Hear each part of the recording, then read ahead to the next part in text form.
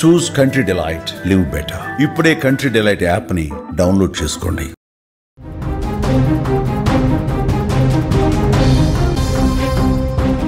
ప్రేమోన్మాది రెచ్చిపోయాడు. ప్రేమికురాలి గొంతు కోసి దారుణంగా హత్య చేశాడు.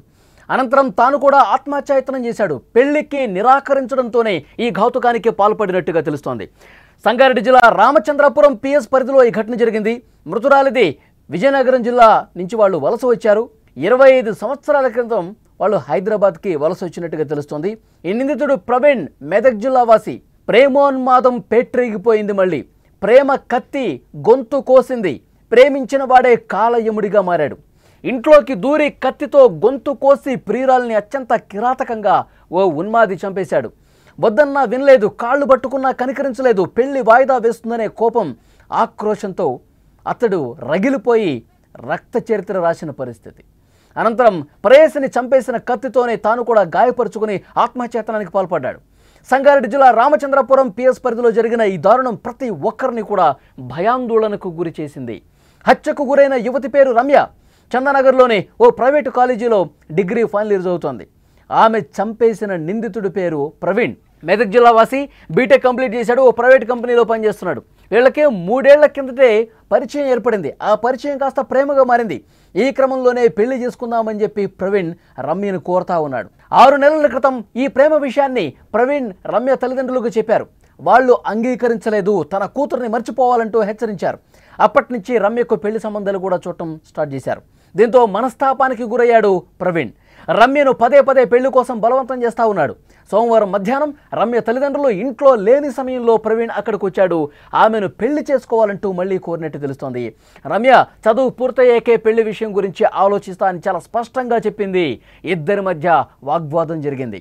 తీవ్ర ఆగ్రహానికి గురైన ప్రవీణ్ రమ్య గొంతు కోసి చంపేశాడు. ప్రవీణ్ కూడా తన గొంతు కోసుకొని ఆత్మహత్యాయత్నం చేశాడు.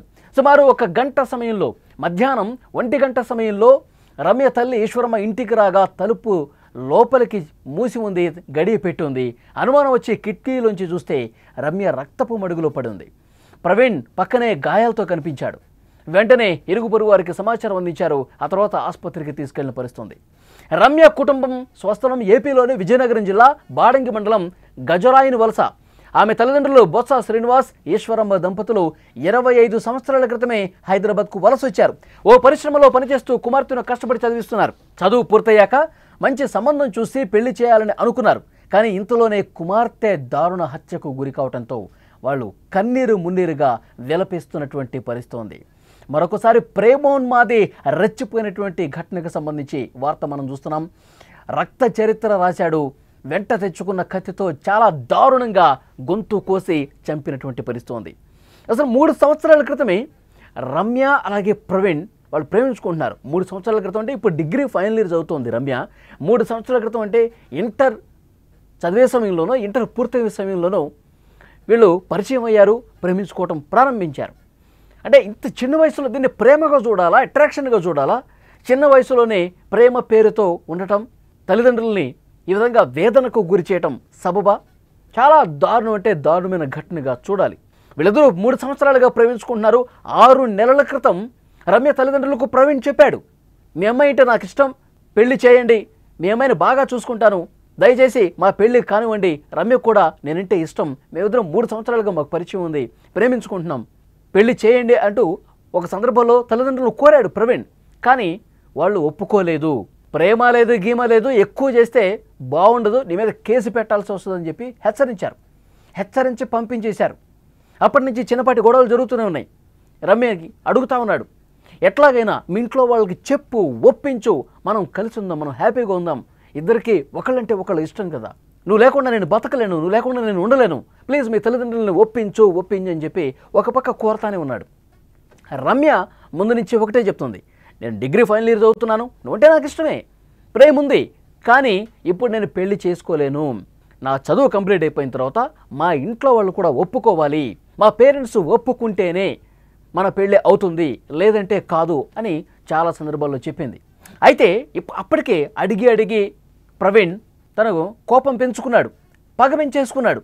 ఎంతకీ నేను చెప్పిన మాట వినట్లేదు, ఎప్పుడు తల్లిదండ్రుల మాటే వింటోంది, తల్లిదండ్రులు కూడా ఒకసారి నేను ఒప్పించే ప్రయత్నం చేస్తే నన్ను తిట్టి పంపించేశారు, నా మీద కేసు పెడతామన్నారు. ఇదంతా మనసులో పెట్టుకున్నాడు. కోపంతో రగిలిపోతున్నాడు. ఎలాగైనా సరే రమ్య నాకు దక్కాలి, లేదంటే గనక చావే శరణ్యం అనుకుని ఒక కత్తి వెంట పెట్టుకుని డైరెక్ట్గా ఇంటికి వచ్చేసాడు. ఇంట్లో ఎవరూ లేరు, కాసేపు మాట్లాడుకుందాం, మన పెళ్లి గురించి మాట్లాడుకుందాం, మీ ఇంట్లో వాళ్ళని ఎలా ఒప్పించాలి, ఏంటి మన భవిష్యత్ ఏంటి, దీని గురించి మనం మాట్లాడుకుందాం అని నమ్మించి ఇంటికి వెళ్ళాడు. వాళ్ళు రమ్య తల్లిదండ్రులు బయట పనులు చేసుకుంటారండి, ఏదో పరిశ్రమలో వర్క్ చేస్తారంట తల్లిదండ్రులు ఇద్దరు కూడా. వాళ్ళు బయటికి వెళ్ళిపోయారు, ఇంట్లో ఎవరూ లేరు. మధ్యాహ్నం 1 గంట సమయం వచ్చాడు. ప్రవీణ్ ముందే ఒక ప్లాన్ ప్రకారం కత్తి తీసుకొని వచ్చాడు. తను ఒప్పుకుంటుందా లేదా, తల్లిదండ్రులు ఒప్పిస్తానంటుందా లేదా చూద్దాం, మళ్ళొకసారి మాట్లాడదాం అని వచ్చాడు. ఆమె మళ్ళీ అదే చెప్పింది, నీ మీద ప్రేమ ఉంది, అందుకే మనం 3 సంవత్సరాల నుంచి ఫ్రెండ్షిప్లో ఉన్నాము, ప్రేమలో ఉన్నాము, కానీ మా తల్లిదండ్రులు ఇంకా యాక్సెప్ట్ చేయలేదు, యాక్సెప్ట్ చేసే వరకు వెయిట్ చేద్దాం, ఈలోపు నాది కూడా చదువు కంప్లీట్ అవుతుంది, నువ్వు బీటెక్ చేసావు, నువ్వు జాబ్ చేస్తున్నావు, దాని మీద దృష్టి పెట్టు, తల్లిదండ్రులు ఈరోజు కాకపోతే రేపైనా మన ప్రేమను అంగీకరిస్తారు, అప్పుడు మనం పెళ్లి చేసుకుందాం, అంతేగాని ఇప్పటికిప్పుడు మన పెళ్లి జరిగిపోవాలి పెద్దల అంగీకారం లేకుండా అని దీనికి నేను ఓకే చెప్పలేను ప్రవీణ్, దయచేసి అర్థం చేసుకో, వెళ్ళిపో, మనం మళ్ళీ మాట్లాడుకుందాం అని చెప్పింది. తను ఇక ప్రవీణ్ ఆల్రెడీ ఒక ప్లాన్ ప్రకారం వచ్చాడు, కత్తి వెంట పెట్టుకుని వచ్చాడు. తను ఒప్పుకుంటుందా లేదా, 3 ఏళ్ల నుంచి ప్రేమ ఉంది, తల్లిదండ్రులు ఏమో తిడుతున్నారు, వాళ్ళు కేసు పెడతా అంటారు, బెదిరిస్తా అంటున్నారు, రమ్యను నాకు కాకుండా చేసే కుట్ర జరుగుతోంది అని ఒక పగతో రగిలిపోయి ఏదో ఒకటి చేయాలన్న ఉద్దేశంతో వెంట కత్తి పెట్టుకుని వచ్చాడు. రమ్యకు చూపించకుండా పాకెట్లో పెట్టుకుని ఇంట్లోకి వచ్చి మంచిగా నటిస్తూ పెళ్లి గురించి మాట్లాడుతూ ఉన్నాడు. అయితే రమ్య మళ్ళీ ఒకసారి తెగేసి చెప్పడంతో, పెద్దలు అంగీకరిస్తేనే, మన పేరెంట్స్ ఒప్పుకుంటేనే ఈ పెళ్ళి అవుతుంది, అప్పటి వరకు దీని గురించి ఆలోచించడం మానేసేయి అని మళ్ళీ ఖరాఖండిగా చెప్పడంతో ఒక్కసారిగా కోపోద్రిక్తుడైనటువంటి ప్రవీణ్ తన వెంట తెచ్చుకున్న కత్తితో రమ్య పీక కోసే ప్రయత్నం చేశాడు. షాక్ అయిపోయింది రమ్య. ఏంటిది, ఏం చేస్తున్నావు, నీకు పిచ్చి పట్టిందా అని ఒక పెనుగులాట జరిగింది. ఎందుకంటే ఆ సమయంలో ఇంట్లో ఉన్నటువంటి సామాన్లు కూడా చిందరవందరగా పడ్డాయి. అంటే రమ్య ప్రతిఘటించింది, రమ్య వద్దని వారించింది, వాళ్ళ మధ్య ఒక పెనుగులాట జరిగింది. అయినా సరే మన పెళ్ళి అయితే మనం కలిసి ఉంటాం, లేకపోతే కలిసే చద్దాం అని చెప్పి తీసుకొచ్చినటువంటి కత్తితో గొంతు కోసేశాడు. తీవ్ర రక్తస్రావమైంది. రమ్య ఆన్ ది స్పాట్ పడిపోయింది ఇంట్లో. ఆ తర్వాత తన గొంతు కూడా కోసుకున్నాడు ప్రవీణ్. రక్తపు మడుగులో ఇద్దరు పడున్నారు. గంట గడిచిపోయింది. సరిగ్గా మధ్యాహ్నం 1 గంట సమయం దాటిన తర్వాత వారి తల్లి వచ్చింది ఇంటికి. ఏంటి గడియ పెట్టిందని చెప్పి చూసింది. ఎంతకీ డోర్ ఓపెన్ కావట్లేదు, లోపల నుంచి గడియ పెట్టింది. లోపల ఎవరున్నారని చెప్పి కిటికీలోంచి చూస్తే ఇద్దరు రక్తపు మడుగులో పడి ఉన్నారు. ఒక్కసారిగా షాక్ అయిపోయింది రమ్య తల్లి.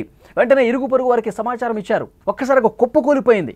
వాళ్ళకి సమాచారం ఇచ్చి వెంటనే తలుపు తీయండి, లోపల రక్తపు మడుగులో ఇద్దరు పడి ఉన్నారు, వాళ్ళు ఆసుపత్రికి తీసుకెళ్లారని చెప్పి ఇంటి చుట్టుపక్కల వాళ్ళందరినీ అడిగింది. ఒక్కసారిగా ఇంటి దగ్గరికి వచ్చి ఎంతకు ఈ గడియ రాకపోవటంతో తలుపుని బద్దలు కొట్టి లోపలికి వెళ్ళి చూశారు. రక్తపు మడుగులో ఇద్దరు పడి ఉన్నారు. వెంటనే అంబులెన్స్కి ఫోన్ చేశారు. అప్పటికే రమ్య చనిపోయింది. కొన ఊపిరితో ప్రవీణ్ ఉన్నాడు. వెంటనే 108లో ఆసుపత్రికి తీసుకెళ్లారు. ప్రవీణ్ ఆసుపత్రిలో చికిత్స పొందుతున్నాడు. అంటే కావాలనే రమ్యను చంపేసి తను చిన్నగా గొంతు మీద కోసుకున్నాడా? తను బతకటం కోసం, ఒక డ్రామా ప్లే చేయడం కోసం రమ్యను చంపేసి తన ప్రాణాలు దక్కించుకోవడం కోసం లైట్గా గొంతు మీద కోసుకున్నటువంటి పరిస్థితి ఉందా? ప్రస్తుతం పోలీసులు ఇన్వెస్టిగేట్ చేస్తూ ఉన్నారు.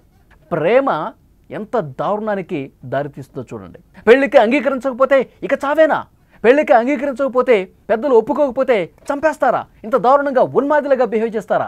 ఉన్మాదిగా ప్రేమ పేరుతో బిహేవ్ చేసి చంపే హక్కు ఎవరికుంది? ప్రవీణ్ చాలా దారుణమైనటువంటి పని చేశాడు. పెద్దల్ని ఒప్పించాలి. పెద్దల్ని ఒప్పించలేకపోతే ఇక మన పని మనం చేసుకోవాలి. అంతేగాని చంపే హక్కు ఎవరిచ్చారు? చాలా దారుణంగా ఒక ఉన్మాదిగా అంత దారుణంగా వెంట కత్తి తీసుకొచ్చి రమ్యని పీక కోసి చంపాడంటే ఎంత క్రూరమైనటువంటి మనస్తత్వం ప్రవీణ్కు ఉందనేది అర్థమవుతోంది. పోలీసులు కేసు దర్యాప్తు చేసుకున్నారు. పూర్తిగా ఇన్వెస్టిగేట్ చేస్తూ ఉన్నారు. ఆ కాలేజీలో రమ్య తోటి స్నేహితులు ఎవరైతే ఉన్నారో వాళ్ళను కూడా అడిగి కొంత సమాచారం తీసుకుంటున్నారు. రమ్య తల్లిదండ్రులను అడిగి సమాచారం సేకరిస్తూ ఉన్నారు. గతంలోనే 6 నెలల క్రితం వచ్చాడు, పెళ్లి చేయమని అన్నాడు. నీకు ఇవ్వటం మా అమ్మాయిని ఇష్టం లేదు, దయచేసి ప్రేమ పేరుతో వెంట పడకు, వేధించకు, తనని డిస్టర్బ్ చేయకు, తన డిగ్రీ చదువుతుంది, ఆ డిగ్రీ కంప్లీట్ అయిపోయిన తర్వాత మంచి ఉద్యోగం ఆమె ఆశ, ఆ ఉద్యోగంలో జాయిన్ అయిన తర్వాత అప్పుడు ఆలోచిద్దామని చెప్పి తిప్పి పంపించేశారు. అప్పటి వరకు ఇలాంటి పిచ్చి వేషాలు ఏమీ వేయకు, దూరంగా ఉండు మా అమ్మాయికి అని చెప్పి పంపించారు. మళ్ళీ మళ్ళీ డిస్టర్బ్ చేస్తే కేసు పెడతామని చెప్పేసి అన్నారు. తల్లిదండ్రుల మీద చాలా కోపం పెరిగిపోయింది.